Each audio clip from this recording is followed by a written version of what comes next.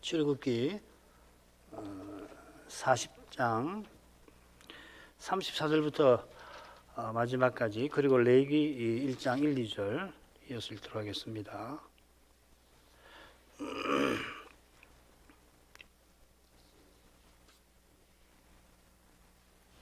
출애굽기 40장 34절부터 읽습니다. 그 후에 구름이 회막에 덮이고 여호와의 영광이 성막에 충만하며 모세가 회막에 들어갈 수 없었으니 이는 구름이 회막 위에 덮이고 여호와의 영광이 성막에 충만함이었으며, 구름이 성막 위에서 떠오를 때에는 이스라엘 자손이 그 모든 행하는 길에 앞으로 발행하였고, 구름이 떠오르지 않을 때에는 떠오르는 날까지 발행하지 아니하였으며, 낮에는 여호와의 구름이 성막 위에 있고 밤에는 불이 그 구름 가운데에 있음을 이스라엘 온 족속이 그 모든 행하는 길에서 친히 보았더라.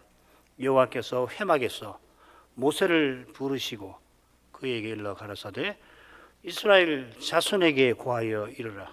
너희 중에 누구든지 여호와께 예물을 드리려거든 생축 중에서 소나 양으로 예물을 드릴지니라. 레위기는 우리말에는 번역이 안 됐지만, 그리고 여호와께서 회막에서 모세를 부르시는 것으로 시작됩니다. 이것은 출애굽기 마지막 부분에 비추어서 레위기를 살피게 하는 겁니다. 애굽에서 탈출하고 만 1년이 지나서, 그러니까 성역으로 제2년 정월 초하루에 모세가 성막을 세웁니다.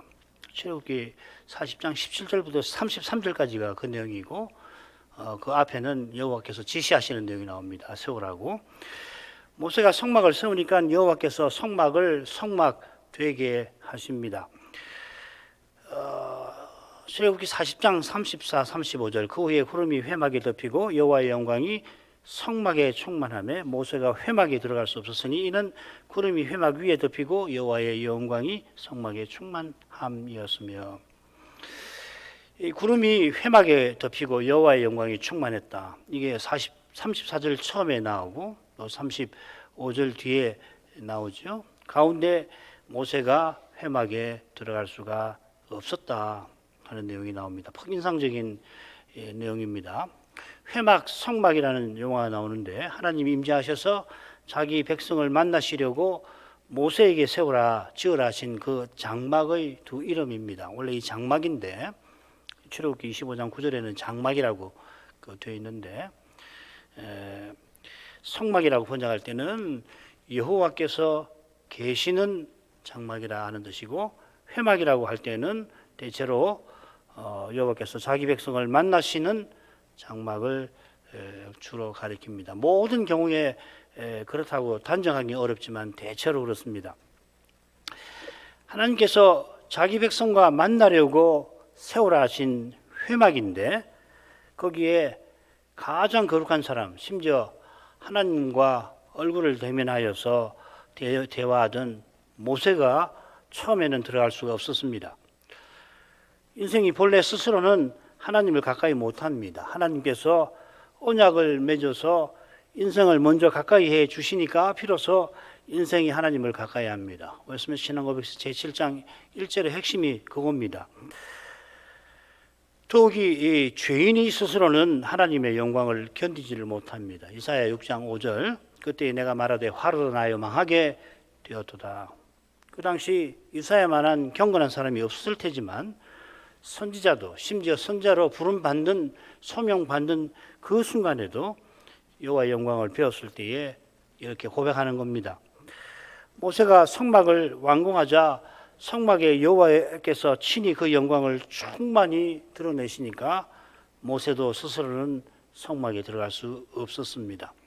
그리고 이어서 모세는 여호와께서 영광 구름으로 이스라엘을 인도하신 이 사실을 덧붙이고 있습니다. 36절부터 38절까지죠. 구름이 성막 위에서 떠오를 때는 이스라엘 자손이 그 모든 행하는 길에 앞으로 발행하였고, 구름이 떠오르지 않을 때에는 떠오르는 날까지 발행하지 아니하였으며, 낮에는 여호와의 구름이 성막 위에 있고 밤에는 불이 그 구름 가운데에 있음을 이스라엘의 온 족속이 그 모든 행하는 길에서 친히 보았느니라. 이 내용은 민수기 1장부터 10장까지와 바로 연결이 되겠죠. 특별히 10장 후반부 내용과 거의 비슷합니다. 성막이 완공될 때에 구름이 성막을 덮었는데 영광 구름이죠. 그 영광 구름이 성막 위로 떠오르게 되면은 이스라엘 제사장 레위인이 세웠던 성막을 분해해서 그리고 이제 이 구름을 따라서 행진을 합니다. 영광 구름 가운데 보좌를 두고 계신 여호와의 인도를 받는 거죠. 정확히 말하면 사령관 여호와의 지휘를 받아 행군합니다. 그래서 민수기에 보면은 괴가 떠날 때에는 모세가 가로되 여호와여 일어나서 주의 대적들을 흩으시고 주를 미워하는 자로 주의 앞에서 도망하게 하소서 하였고, 그래서 민수기 10장에 보면은 그 군대라는 말을 쓰지 않습니까? 여호와께서 주의 성결한 처소, 그 주의 기업의 산, 주의 처소, 주의 성소인 가나안까지 친히 이끄시는데 그 길에서 대적들을 물리쳐 주시는 것입니다. 그곳이 주의 기업, 처소, 성소니까 거기에 여호와께서 계시는 거죠. 여호와께서 독수리 날개로 업어서 시내산에 계신 주께로 이끄신 것처럼 시내산에서 영광 구름으로 시온 성소로 또 거기 계신 주께로 이끄십니다. 이것은 영광 구름이 가리키는 영원한 하늘 성소로 이끄실 것을 가리키는 것이죠. 시편 68편이 그러한 교훈을 담고 있습니다. 이 거룩한 목적을 위해서 하나님께서는 성막을 세워서 자기 백성을 가까이 부르셨습니다. 그러니까 이 성막 제사는 오실 메시아를 바라보게 하고 메시아를 통해서 영원히 하나님을 가까이 하게 하신 것입니다. 하나님께서 메시아를 통해서 인생이 하나님께 나아가지 못하게 하는 원수들을 친히 물리쳐 주신 것입니다. 그게 그리스도의 십자가 아닙니까? 십자가에서 그리스도께서 단번에 온전한 제사를 영원히 드려서 온전한 제사 단번에 영원히 드리셔서 아무도 하나님의 사랑에서 우리를 끊어내지 못하게 하셨습니다. 이 로마서 이야기죠. 로마서 이 내용인데 로마서만 아니라 서신을 이 구약 레위기 배경에서 읽을 수 있는 것이 굉장히 많이 있습니다. 제가 앞으로 그렇게 할 겁니다. 죄를 해결하려 세상에 오셨던 그리스도께서 장차는 죄와 상관없이 두 번째 오셔서 우리를 주님처럼 하나님을 영원히 가까이 하게 하실 것입니다. 그게 히브리서 9장 마지막에 나오는 내용 아닙니까? 성막과 제사는 이걸 가리키는 겁니다. 모세도 스스로는 여호와의 영광 앞에 서지 못하므로 여호와께서 회막에서 그 모세를 부르십니다. 모세를 통해서 이스라엘이 하나님께 나아가는 길을 제시하십니다. 그 1장 1절 2절입니다. 그리고 그 길이 바로 제사 규례죠. 이는 제사 규례가 오실 메시아를 가리킨다 하는 뜻이기도 합니다. 여호와께서 장차 메시아를 보내실 것이라 모세더러 회막에 나오게 하십니다. 메시아를 바라보도록 제사 규례를 이스라엘에게 주십니다. 이는 제사장 나라 되게 하시는 거죠. 그와 아울러서 레위기는 이스라엘이 또 다른 사명, 제사장 나라의 사명 외에 거룩한 백성의 사명을 이룰 규례와 법규를 담고 있습니다. 자, 이런 내용이 이 레위기의 큰 줄거리가 될 겁니다. 그래서 1장부터 10장까지는 제사장 나라를 위한 제도가 나옵니다. 제사와 제사장 규례, 이렇게 표현할 수 있는데 제사 규례라고 해도 됩니다. 그리고 11장부터 16장까지는 이 제사장 나라를 위한 실행 법규, 제사장 나라로서 살아가게 하는 이 조건을 다루는 법규가 나옵니다. 이걸 우리 교회에서는 정결법전이라고 이름을 붙였죠. 그리고 17장부터 22장까지는 이 성결법전이라고 이름을 붙일 수 있는데 거룩한 백성을 위한 실행 법규가 됩니다. 5가지 주제로 매우 정교하게 이 법규가 기술되어 있습니다. 그리고 23장부터 27장까지는 거룩한 백성을 위한 제도입니다. 사회적 제도라고 할 수 있는데 대표적으로 절기와 희년, 특별히 희년이 그 내용이죠. 그리고 언약문, 하나님과 백성이 언약 맺은 것, 그리고 헌상 내용 이런 것들을 그 제도로 볼 수가 있습니다. 아주 간단하게 설명을 드렸습니다. 레위기는 예컨대 시내산 언약의 목적, 제사장나라와 거룩한 백성의 사명을 이루게 하는 법전이다 이렇게 말할 수 있습니다. 그래서 사명을 이루는 그 제도가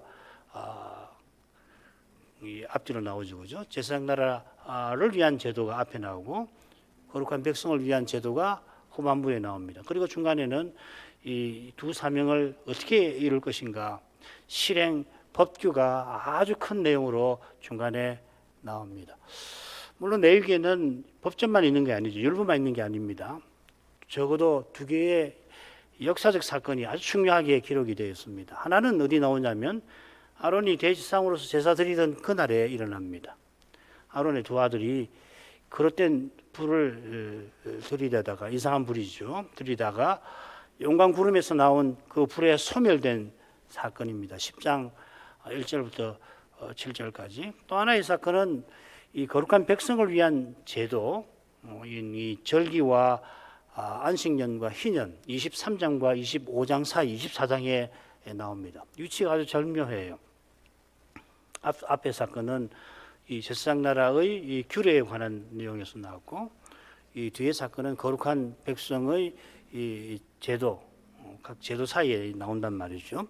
이스라엘 여인의 아들이 여호와를 해방하여 죽는 사건입니다. 두 개의 중요한 제도를 기록하면서 모세는 각 제도의 중간에 이 불행하고 의무한 사건들을 기록합니다. 요점을 말씀드리면은 구약 제도의 근본적 연약함을 가리킵니다. 히브리서 8장이 바로 그 이야기죠. 8장 7절 8절 저 첫 언약이 무흠하였다면 둘째 것을 요구할 일이 없으려니와 저희를 허물하여 일렀으되, 그래서 새 언약을 맺으신다는 내용이 나오죠. 이것은 구약 제도 자체가 오실 메시아를 간절히 절실히 바라보게 하는 것이다. 새 언약을 바라보게 하는 제 성격을 근본적으로 갖고 있다는 이야기입니다. 자, 이런 정도로 큰 줄거리 말씀을 간단하게 드리죠. 이보다 훨씬 복잡하게 말씀을 드릴 수 있는데 앞으로 경우마다 조금 더 이 레위기의 전체 그림을 그리고 우선은 이 1장부터 27장까지의 큰 그 내용을 외우시면 참 좋겠어요. 1장부터 10장, 11장부터 16장, 17장부터 22장, 그리고 23장부터 27장. 그래서 각 장이 무슨 내용이 있는지를 외우시면 참 좋습니다. 그림을 늘 그려놓고 해야 이 이야기가 참 쉽거든요. 자, 처음으로 가보십시다.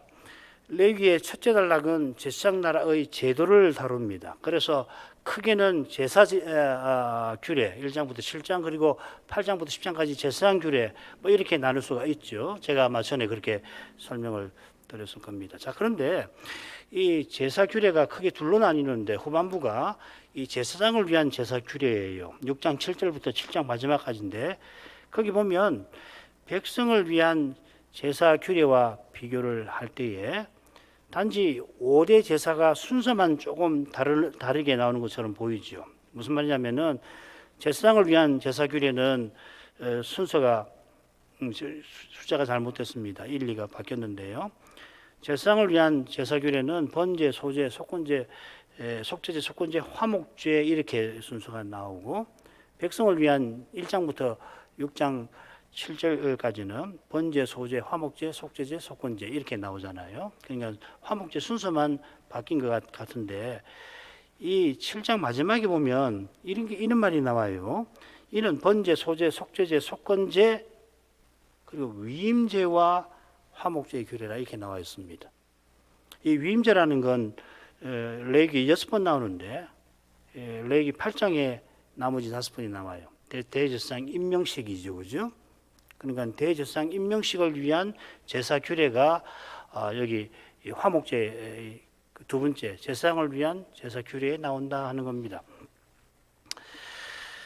제사장을 위한 제사 규례가 결국 이어지는 제사장 임명식과 관련되어 있다는 것을 알 수가 있습니다. 그건 뭐 레위기 6장 20절이든지 여러 군데 보면 그런 표현들이 나옵니다.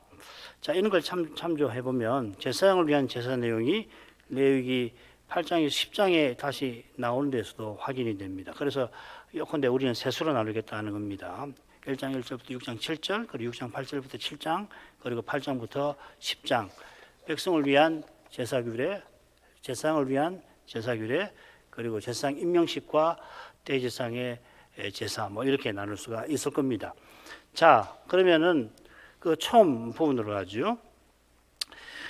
백성을 위한 제사 규례에는 5대 제사를 다루는데 먼저는 1, 2절, 1장 1, 2절에 머릿말이 나옵니다. 이게 굉장히 중요합니다. 그리고 이제 1장 나머지는 번제, 2장은 소제, 3장은 화목제, 그리고 4장부터 5장 절반까지가 속죄제고 그 다음에 6장 7절까지가 속건제, 이 순서대로 나옵니다. 이 율법은 이 제사 드리는 백성의 관점에서 이 제사 제도를 설명하는데 이어 나오는 말씀에서 확인할 수가 있겠습니다. 읽겠습니다. 1, 2절 읽겠습니다. 여호와께서 회막에서 모세를 부르시고 그에게 일러 가라사대 이스라엘 자손에게 고하여 이르라 너희 중에 누구든지 여호와께 예물을 드리려거든 생축 중에서 소나 양으로 예물을 드릴지니라. 그리고 여호와께서 모세를 부르셨습니다. 성막에 여호와의 영광이 충만해서 모세가 들어갈 수 없었는데 여호와께서 그를 부르셨습니다. 여호와께서 모세를 부르신다 하는 표현이 여기만 나와요. 레위기에. 모세에게 이르신다는 건 무척 많이 나오죠. 35번 정도 나오는데 우리가 나눈 5가지 네 달라고 나눴습니다만은 거의 숫자가 비슷하게 나옵니다. 11번, 7번, 8번, 9번 비슷하게 이 표현이 나오죠. 그죠? 여호와께서 모세를 부르신다. 이르신다. 모세를 일러 가라사대 이런 표현들이 이렇게 많이 나옵니다. 나중에 또 설명을 드리죠. 여호와께서 모세를 부르셨다 했는데 결국은 자기 백성을 부르려 하심이죠. 자기 백성을 부르시는 것은 자기 백성이 여호와를 부르게 하심입니다. 그 길이 이제 모세에게 일러주시는 제사 규례인 거죠. 여호와께서 먼저 부르시고 언약 백성이 여호와를 부르는 이것이 언약 관계의 핵심입니다. 이 관계와 사귐을 위해서 하나님이 시내산에서 언약을 친히 세우셨습니다. 나의 애굽 사람에게 어떻게 행하였음과 내가 독수리 날개로 너희를 업어 내게로 인도하였음을 너희가 보았느니라. 여호와께서 주도해서 언약을 체결했습니다. 언약이라는 말을 계약이라는 말로 또 번역하는데 현대인은 계약을 말하면 쌍방간의 약속을 생각하지만은 언약은 하나님이 주도해서 세우시는 겁니다. 우리 인생은 죄가 없는 그때도 하나님의 언약에 상대가 못 됩니다. 더욱이 죄인이 감히 하나님을 가까이 하지 못하니까 하나님이 먼저 가까이 해주셔야 합니다. 심지어 하나님이 친히 그 길이 되어 주십니다. 히브리서 10장 20절 새롭고 산 길이 그것이지요. 장차 그 길이 되실 터이니 지금 모세와 이스라엘에게 그 길을 보이시는 것입니다. 모세에게 이제 보이시는 규례는 당연히 그리스도를 가리키겠죠. 여호와께서 성막이 아니라 회막에서 모세에게 이르십니다. 회막에서 부르시고 회막에서 이르시는데 이 회막이 곧 성막이긴 합니다만은 회막에서 이르신다는 뜻이 있어요. 성막이 회막이 되는 길을 모세에게 말씀하실 것이라 회막에서 이르셨다 기록한 겁니다. 여기 회막할 때 그 회라고 하는 말은 이 절기라는 뜻으로도 쓰여요. 절기라는 뜻으로. 그래서 레위기 보면 절기 규례에 이 회에 해당되는 말이 모에드라는 말인데 여러 번 나옵니다. 거기 뭐라고 되어 있냐면 절기를 성회로 삼을 절기라 이렇게 해서 절기는 뭐냐면 성회다 합니다. 이 성회라는 말 안에 부른다는 말이 나와요. 이 히브리 말을 가급적 안 쓰려고 하니까 제가 이렇게 설명을 드리는데 아까 부르신다는 말 했잖아요. 부르신다는 말이 여기 성회라는 말에 이 부르심이라는 말이 있다고요. 히브리 사람들은 퍽 친숙하게 이런 용어를 우리와 달리 받아들였을 겁니다. 절기는 하나님께서 자기 백성을 자기에게 부르시는 정한 때입니다. 이스라엘 남자는 매년 3번 반드시 여호와 앞에 나와야 하죠. 나올 때 빈손으로 공수로 나와서 안 된다 하십니다. 예물과 제사를 드려야 한다 하는 말입니다. 제사와 예물을 드리라는 것은 하나님을 가까이 하라는 뜻입니다. 이건 조금 이따 설명할 겁니다. 무척 송구스러운 말씀이 되겠습니다만은 하나님께서 배가 고파서 먹을 거 내놓으라 하시는 것 아니죠. 시편 50편에 특별히 잘 나옵니다. 그런데 이런 말씀까지 굳이 하시는 것은, 내가 가령 줄여도 내게 이르지 않을 것은, 이렇게 하시는 것은 이런 그렇던 생각을 우리 인생이 품기가 쉬운 탓입니다. 물론 이런 그렇던 생각을 품는 데는 제사가 하나님께 드릴 음식을 하나님께서 드실 음식을 드리는 것이라는 개념과 물론 붙어 있기는 합니다. 화제라고 번역이 되어 있다고 그랬죠, 그죠? 사실 화제가 아니고 음식 제사라고 번역을 고쳐야 해요. 이세라는 말인데, 21장 6절에 보면 제사장은 여호와의 화제, 곧 그 하나님의 식물을 드리는 자라. 하나님의 식물이라고 했어요. 그래서 향기로운 냄새가 다 그런 표현이죠. 이것은 신이 자기 먹을 양식을 얻기 위해서 인간을 창조했다는 고대 근동 신화의 주장과는 전혀 다릅니다. 존재와 생명을 인간에게 주시는 하나님께서 호흡과 먹을 것도 주시죠. 제사는 이걸 고백하는 겁니다. 특히 번제, 소제, 화목제가 바로 그 내용이지 않습니까? 제사에서 성결과 이 화목의 절차가 바로 그걸 가리키는 거거든요. 예수님께서 사마리아 성에서 하신 말씀, 나의 양식은 나를 보내신 이의 뜻을 행하며 그의 일을 온전히 이루는 이것이니라. 이 제사의 본령을 표현하신 것이죠. 근데 양식이라는 말을 쓰셨습니다. 앞으로 이 번제 소제할 때 다 설명을 해드릴 테니까 우선은 들어놓으십시오. 하나님께서 모세를 불러서 하나님을 부를 길을, 하나님을 가까이 할 길을 일러 주십니다. 이게 우리 개혁교회가 늘 말하는 예배의 규정적 원리라 하는 거죠. 이 원리는 십계명 제1, 2계명과 붙어 있습니다. 인생은 하나님을 모시되, 하나님만 모시되, 1계명이죠. 하나님이 명하신 대로 모셔야 합니다. 성막, 제사장, 제사 제도가 하나님께서 친히 계시로 주신 것들입니다. 그림으로 주시지 않고, 제사장 의복이 어떻고 성막이 어떻고, 우리가 어쩔 수 없이 이 그림을 생각합니다만 말씀으로 주셨다는 겁니다. 하나님께서 말씀으로 부르시니까 그 말씀으로 하나님을 불러야 한다는 뜻입니다. 하나님께서 말씀으로 찾아오시니 들은 말씀으로 하나님께 나아가야 합니다. 그 기도지요. 그래서 기도도 말씀과 더불어 은혜의 방도입니다. 기도가 그렇다면 찬송도 그렇고 헌상도 그렇습니다.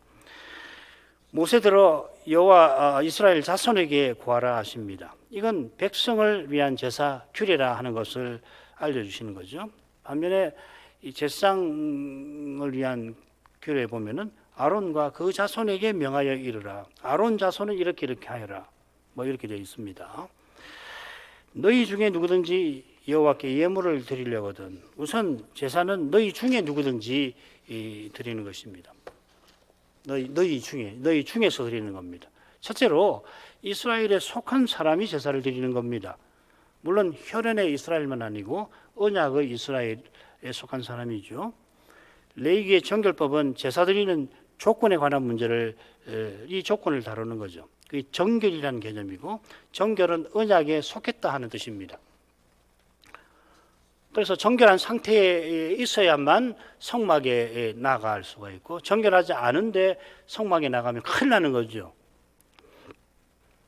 아울러 여기 누구든지 이렇게 번역을 했는데 아담이라는 말이에요. 굉장히 의미 있는 말입니다.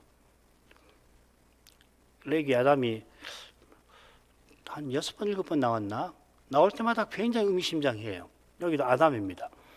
이 낱말은 물론 남자와 여자를 포함하는 인간을 가리킬 겁니다만, 이 낱말을 이스라엘 백성이 들었을 때는 에덴 동산을 지키고 섬기게 하신 그 아담을 떠오르게 합니다.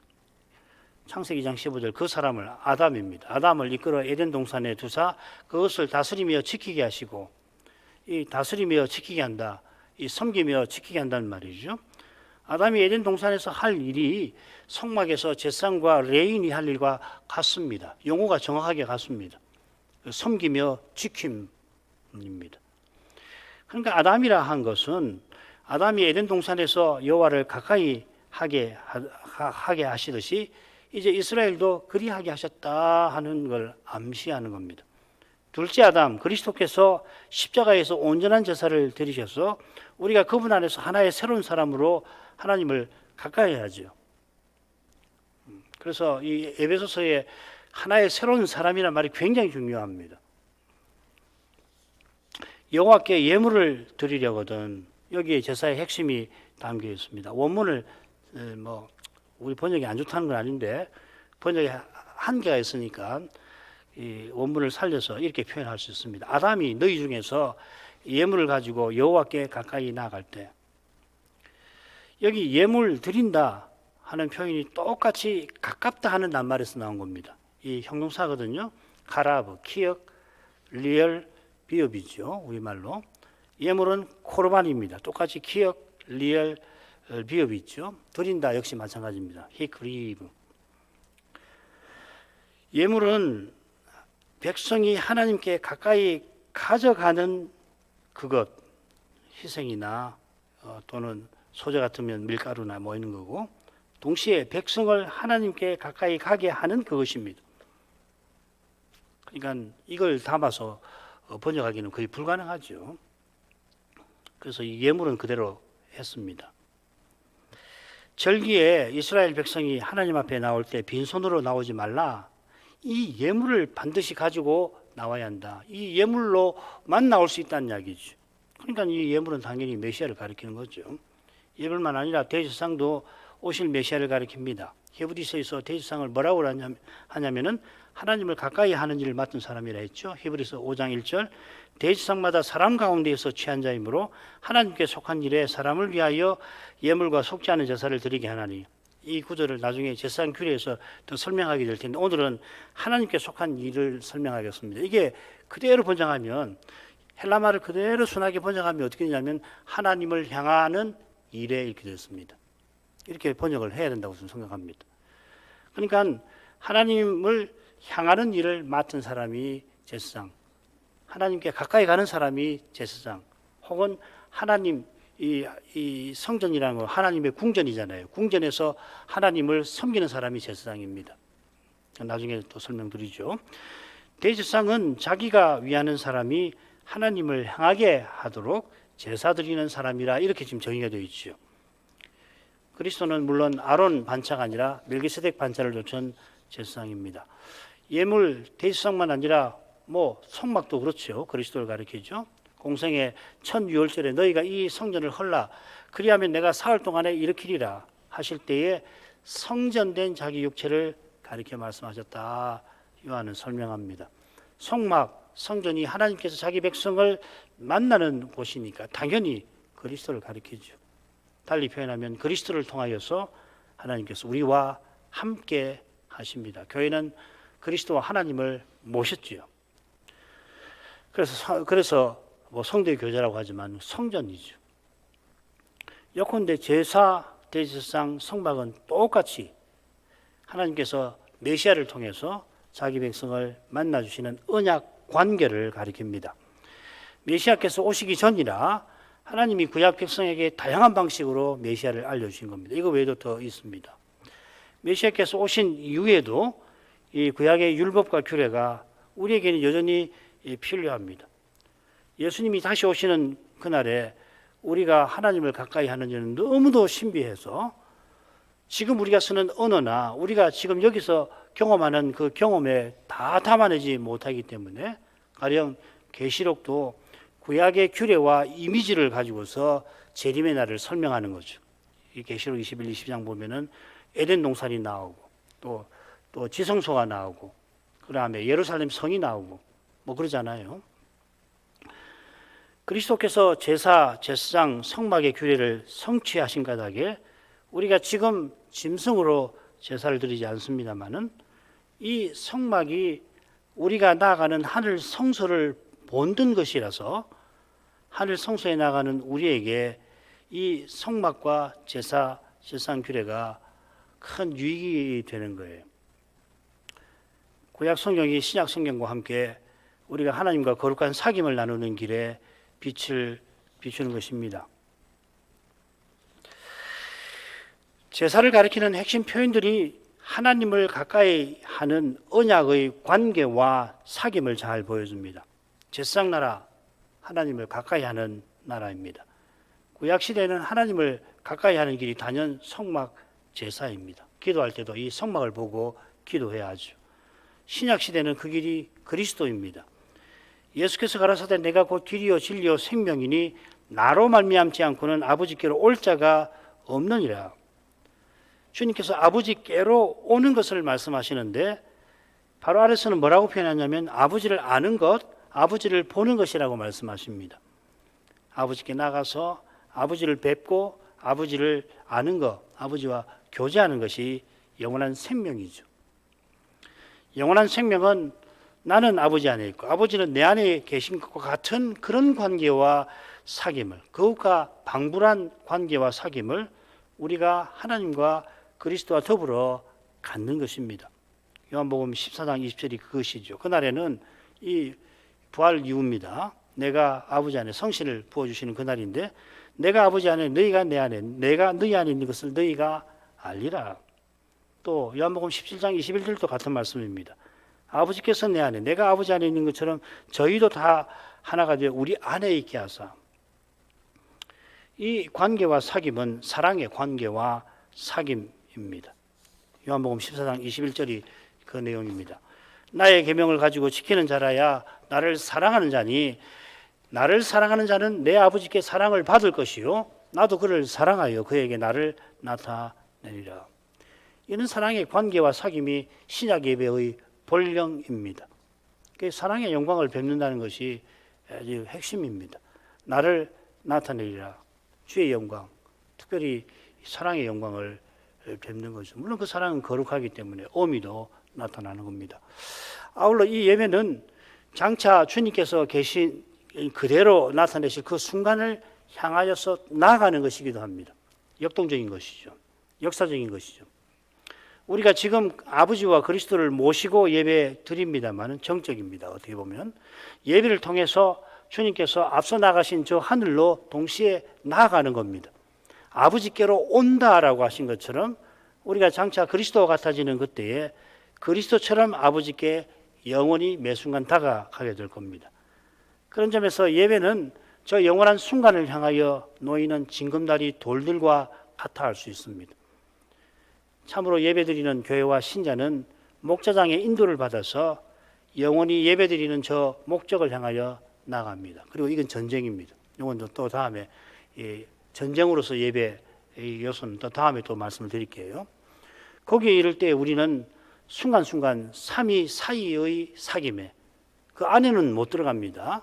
그러나 그 사귐에 영원히 가까이 다가가게 될 겁니다. 자, 이런 데서 참된 예배가 교회답게 존재하는 방식이고, 좀 어려운 말 써서 죄송하는데 교회답게 존재하는 방식이고 또 교회의 사명을 이루는 그 길이라 할 수 있습니다. 예배에서 주의 영광을 뵙는 교회와 신자가 그리스도를 드러내죠. 그리스도의 교회라면은 뭐 언제든지 마땅히 이런 일이 있어야 합니다만은 바로 여기에 우리 독립개신교회의 시대적 사명이 있습니다. 우리의 사명은 당연히 해야 할 일을 하는 것이니 그 자체로는 내세울 거 하나도 없는 것입니다만은 우리가 그리스도를 드러내는 것은 성신께서만 하시는 위대한 일인 만큼 배도하는 시대에 이것만큼 중요한 일이 없습니다. 지극히 소박하게 보입니다. 매주일 와서 예배 드리는 거니까 늘 하는 일이고 볼 때는 저게 오늘도 예배 드리는구나 그렇게 보이겠습니다만 실은 지극히 절박합니다. 지극히 평범하게 보입니다. 모든 기독교 교회는 주일날 우리처럼 예배를 드립니다만은 실은 비상합니다. 굉장히 중요하고 이례적으로 중요한 일입니다. 사명을 우리가 행하노라 이런 비장한 태도가 아니라 당연한 일을 묵묵히 행하는 겸손한 태도가 우리의 사명에는 어울릴 것입니다. 제사 드리는 사람은 생축 중에서 소나 양으로 예물을 드릴지니라 하십니다. 제사는 무엇보다 생축 중에서 드립니다. 이것은 너희 중에서 어떤 사람이 아담이 드리는 것과도 붙어 있습니다.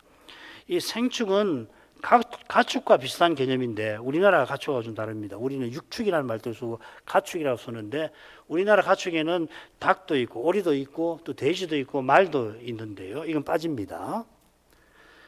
비슷한 개념은 뭐냐면 사람들과 함께 사는 짐승이라는 점에서 가축과 비슷하단 말입니다. 창세 때 짐승을 활동 영역에 따라서 하늘, 땅, 바다, 날 짐승, 그 다음에 땅 짐승, 물 짐승으로 나눌 수 있는데 땅 짐승은 또 셋으로 나눠져요. 육축과 기는 것과 들짐승. 여기 이 생축이 육축입니다.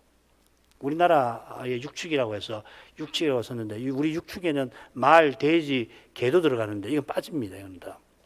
닭도 들어가는데 이거 다 빠집니다. 사실은. 이 셋은 사람 사는 영역, 에덴 동산이죠. 여기 사는 것이 이 생축입니다. 베헤마라는 거고. 그 다음에 이 영역 바깥에 사는 짐승이 들짐승이에요. 그리고 이 바깥 영역과 에덴 동산 이 경계를 넘나드는 그 짐승이 기는 것입니다. 뱀이 대표적이죠. 파충류죠. 그러니까 요약하면은 에덴에 여호와 하나님이 임재하시는데 거기 사는 짐승 중에서 예물을 드리라 하신 것이죠. 생축 중에서 소나 양으로 드리게 하셨는데 이 양이라고 번역된 말에 염소도 들어갑니다. 그래서 레위기 1장 10절에 보면 그 예물이 떼의 양이나 염소의 번제이면 이렇게 됐죠. 여기 양이라고 한 말이 10절에 쓴 떼라고 되어 있습니다. 그러니까 소라고 하는 말도 소떼라고 번역을 해야 합니다. 근데 이 소와 양과 염소를 한데 묶어서 떼라고 쓰지 않으니까 영어에는 지금 플락이라고 하는 말인데 우리말에는 양과 염소를 함께 데리고 묶어서 부르는 명칭이 혹시 있는지 모르겠는데 그래서 이제 번역을 이렇게 하는 겁니다. 양이라고 했는데 양과 염소를 함께 있는 그 떼 중에서라는 말입니다. 육축 중에서 곧 소떼나 양과 염소의 떼 중에서 예물을 드리게 하셨습니다. 대속죄일에 드리는 염소와 황소의 피를 십자가에서 흘리신 그리스도의 보혈과 대조를 하지 않습니까? 거기서 뭘 알 수 있냐면 생축은 그리스도를 가리킨다 하는 겁니다. 대속죄일에 대지상과 그 가문을 위해서 속죄제물로 황소를 드리고 이스라엘 자손을 위해서는 속죄제물로 수염소를 드리죠.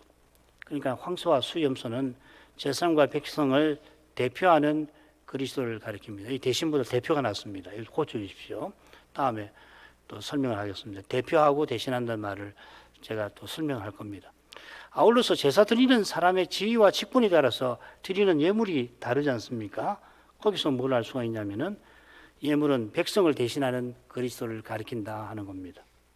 가령 대지상이나 온 이스라엘이 속죄제를 드릴 경우에는 수송아지를 드리게 돼 있고 족장한 사람이 이 속죄제를 드려야 할 때는 수염소를 그리고 평민한 사람이 이 속죄제를 드릴 때는 암염소를 가리킵니다. 암염소는 평민, 수염소는 족장, 황소는 대지상이나 온 이스라엘을 가리키는 거죠. 지위가 높으면 책임도 크니까 재물도 값비싼 것으로 드리게 하신 겁니다. 이런 점에서 예물은 백성을 대신하는 중보자를 가리킵니다. 이런 건 앞으로 제사 규례에서도 설명을 드리죠. 그리스도는 우리를 대표하고 대신하시는 분이십니다. 그리스도는 우리 각각을 대신하고 우리 모두를 대표하여 여기도 바꿔야 되겠습니다.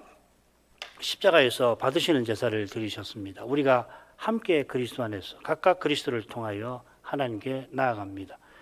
이런 대제사장이신 그리스도 안에서 우리가 제사장된 것을 가리킵니다. 아울러 산돌이신 그리스도께 나아가 우리도 산돌들이 되어서 함께 그리스도와 함께 우리가 함께 그리스도 안에서 함께 하나님이 거하시는 성전이 되고 있고 지어져 가고 있는 것과 붙어 있습니다. 이 모든 것은 우리가 그리스도와 연합된 거기에 우리의 구원이 있고 우리의 구원이 그리스도와 같아지는 데서 완성되는 것을 가리킵니다. 우리가 지금 그리스도를 통하여 하나님을 가까이 하면서 장차 그리스도와 함께 영원히 하나님께 나아갈 그 순간을 향하여 나아갑니다. 여기에 신해산 언약의 목표가 있고 그 언약을 실현하는 성막, 제사장, 제사규례의 목적도 있습니다. 레위기는 이런 근본적인 교훈을 담고 있습니다. 오늘 이만큼 하죠. 기도 제목. 레위기는 모세 오경의 한가운데 나오는 성경책입니다.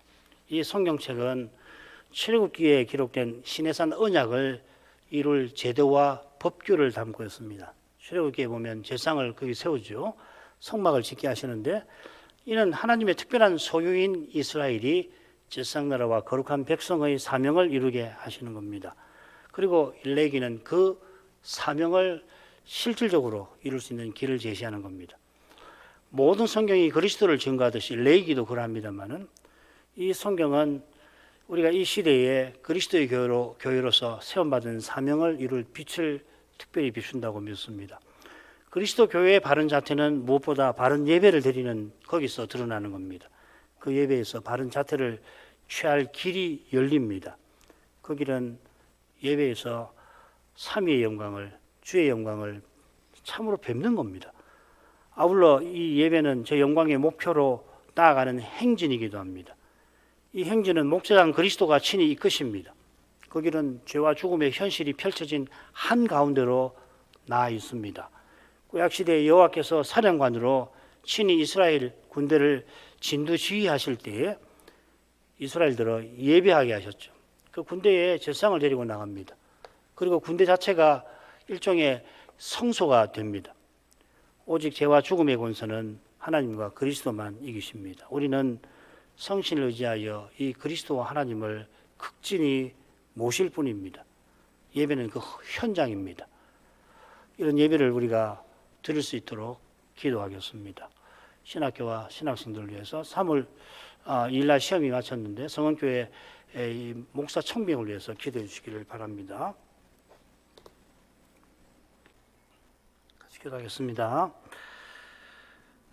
거룩하신 아버지, 저희가 이번에 모세오경을 살필 순서가 되어 레위기를 특별히 함께 살피게 해주셔서 감사드립니다. 여호와께서 시내 산으로 이스라엘을 독수리 날개로 업어서 이끄실 때에 내게로 이끄신다 하셨습니다. 여호와께서 친히 이집트에서 그들을 건져 주셨을 뿐만 아니라 시내 산에 이르는 그 길에서 친히 그들을 업어서 이끄셨습니다. 그 길에서 이스라엘이 몇 번이나 하나님을 거역하고 원망했는지 하나님의 사람이 증거합니다. 하나님께서 마치 어미 독수리가 새끼 독수리를 훈련하시듯이 그들과 함께 하셨는데 놀랍게도 내게로 그들을 이끄셨다 하셨습니다. 이는 모세를 이스라엘의 백성에게 이집트로 보내실 때에 너희가 이 산에서 나를 예배하는 것이 내가 모세 너를 보낸 증거니라 하신 말씀과도 붙어 있는 줄 압니다. 이 산에서 여호와께서 이스라엘과 언약을 맺으신 것입니다. 언약 맺으실 때에 친히 이스라엘을 건져내셨다 하시고 그들을 열방과 구분해서 하나님의 특별한 소유로 삼으셨습니다. 하나님께서 특별히 이루려고 하시는 그 뜻에 그들을 쓰시려 하신 것입니다. 그 뜻이 바로 제사장나라와 거룩한 백성으로 세워서 하나님이 세상을 창조하신 그 뜻을 창조 전에 품으신 저 영원한 경륜을 이루려 하신 것입니다. 그 영원한 경륜을 아버지와 아들이 성신 안에서 영원히 정하시는데 그 아들께서 이 모든 날 마지막에 세상에 오셔서 하나님 뜻이 얼마나 높고 거룩하신지를 친히 드러내 주셨습니다. 아버지께서는 그 뜻을 위하여 독생자를 아끼지 않고 내어주셨습니다.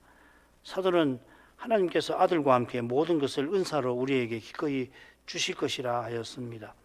이러한 사랑을 그리스도의 몸과 지체 삼으신 데에서 그리스도를 통하여 하나님의 아들들로 삼으신 데에서 많이 드러내 주십니다. 이런 웅장하고 거룩한 뜻을 놀랍게도 레위기 법전에 담아 주셨습니다. 그리스도를 세상에 보내시기 수천 년 전인데 그런 만큼 언약 백성이 하나님 뜻을 깨닫기에는 여전히 어린 상태에 있었는데 그들도 이런 뜻을 깨닫고 메시아 오시기 전부터라도 거룩한 뜻을 받들며 살게 하려고 이 위대한 성경책을 모세대로 기록하게 하신 줄 압니다. 친히 하늘을 열어서 성막 식양을 모세에게 주시고 그처럼 그 성막에서 하나님께서 이 위대한 뜻을 이루실 그 길을 모세를 불러 회막에서 알려주셨습니다. 성신께서 레위 규례와 법규를 통하여 오실 메시아를 구약 백성에게 어떻게 알리셨는지 살피게 하셔서 오늘날 저희가 그리스도를 깨닫는 그 길도 오직 성신의 가마에 있음을 더욱 깨우쳐 주시기를 원합니다. 그처럼 이미 그리스도께서 오셔서 영광의 주님으로서 실로 위대한 일을 행하고 계시지만은 이 위대한 일에 관하여 우리가 깨닫는 것은 얼마나 옅고 그처럼 우리가 바라는 것은 얼마나 하나님이 주시려고 하시는 그것에 비해 부족하고 부족한지 우리가 이미 받은 사랑에 비추어 우리의 사랑은 얼마나 미치지 못하는지를 늘 일깨우시고 겸손히 성신을 의지해서 더욱더 그리스도를 드러내며 살려는 마음을 품게 하시옵소서. 더욱이 이 시대에 두려운 도전을 보게 하시는 만큼 저희 마음이 더욱 하나님을 참으로 예배하게 하옵소서. 우리의 예배에 우리의 사명이 이루어지는 그 사실을 기억하게 하셔서 이 시대의 교회다운 교회로 서나가는 것을 그만큼 중요한 것으로 알고 늘 마음에 새기며 그 뜻을 받들게 하옵소서. 이 일에 방해와 장애가 되는 모든 것을 주님 친히 제거해 주시기를 이제도 엎드려 간구합니다. 매주일 주님의 그 거룩한 영광을, 특별히 그 거룩한 사랑의 영광을 저희 모두가 꼭 배울 수 있게 해 주옵소서. 그리하여서 하나님이 우리를 위하시니 누가 우리를 대적하리요 고백하며 이 시대의 도전을 이기며 나아가게 해 주옵소서. 예수님 이름으로 기도합니다. 아멘.